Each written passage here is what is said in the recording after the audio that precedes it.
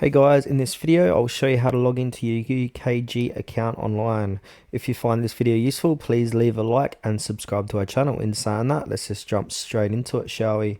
Alright, on your PC, laptop or even your mobile device, open up any web browser and go to Google.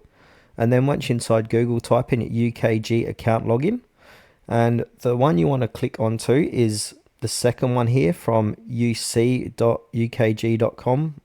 sign on login. So click onto the second result. It might be different to you guys. And then once you've done that, you'll come to a page that looks like this, UKG community. So from here, you want to click on UKG employee login. And now put in your username.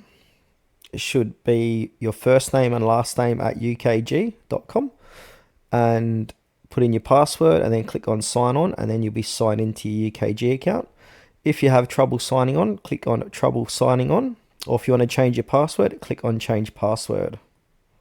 So if you've forgotten your password, or username, click on trouble signing on here. Now this will direct you to an account recovery form. So enter your username to reset your password or unlock your account. So put in your username here, send request, and then go through the process of recovering your account that way.